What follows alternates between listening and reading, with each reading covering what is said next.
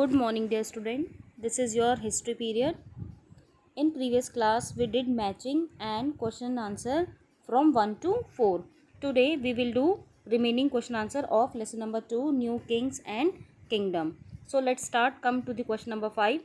How did the Rashtrakutas become powerful? Mean की जो राष्ट्रकूटास थे वो कैसे पावरफुल बने? Answer is in the beginning Rashtrakutas were subordinate to the Chalukyas.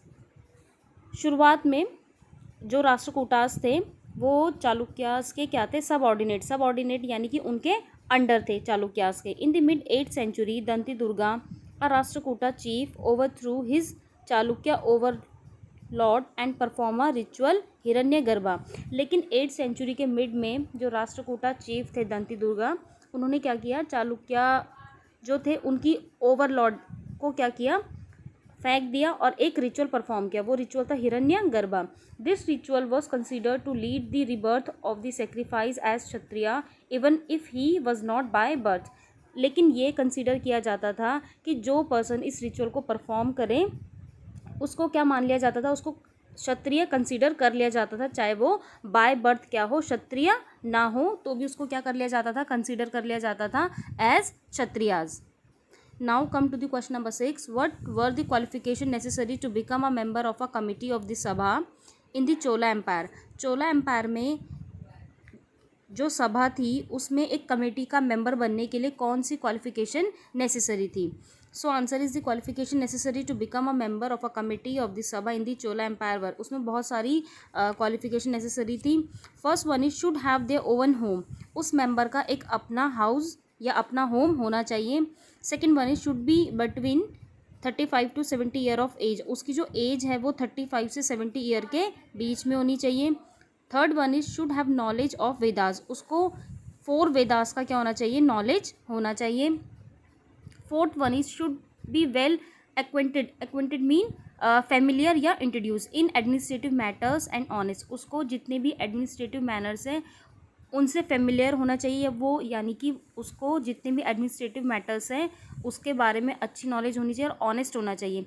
Anyone who has been a member in the last 3 year can not become a member.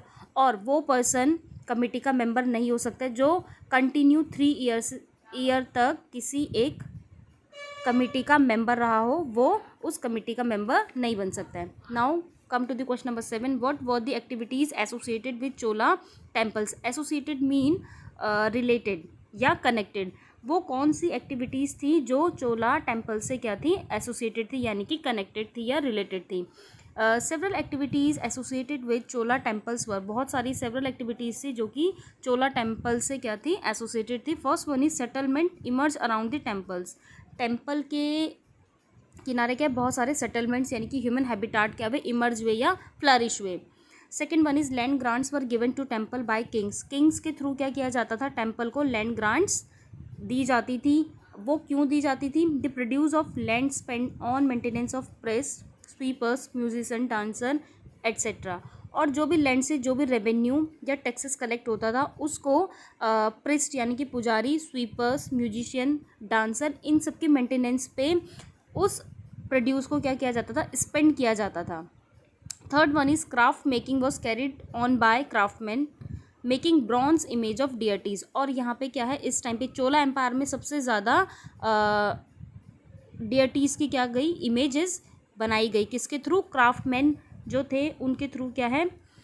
Bronze की क्या कहते हैं? इमेजेस बनाई गई डियटीज़ की, गॉड गॉडेस की, जो कि क्या थी? पूरे वर्ल्ड में फेमस थी. Now come to the question number 8. What did the new dynasty do to gain acceptance. यानी कि जो न्यू डायनेस्टीज थी वो एक्सेप्टेंस को गेन करने के लिए क्या करती थी? एक्सेप्टेंस मीन यानी कि एज अ रूलर पीपल उन्हें एक्सेप्ट करें, इसको गेन करने के लिए डायनेस्टीज क्या करती थी? Answer is to gain acceptance the new dynasties took new titles and performed religious rituals to become a Kshatriya. Acceptance को गेन करने के लिए डायनेस्टी क्या करती थी?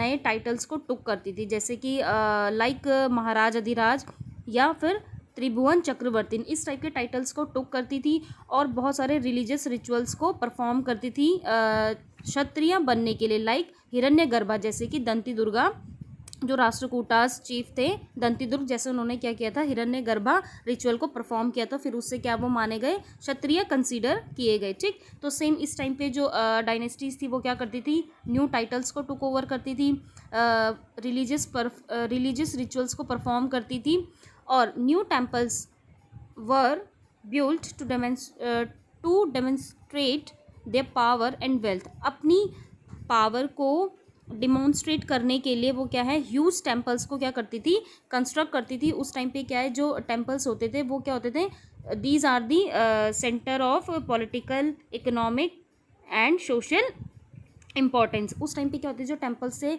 वो सेंटर थे, सोशल उनका इम्पॉर्टेंस था, सोशली, इकोनॉमिकली और politically. They also engage themselves in warfare to assert their power. और वो क्या होते थे, अपने आप को वॉरफेयर यानी कि बैटल्स में भी इंगेज करते थे।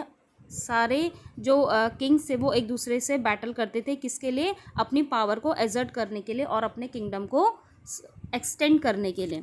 So student, that's all for today. Do this work with neat and clean handwriting in your history notebook.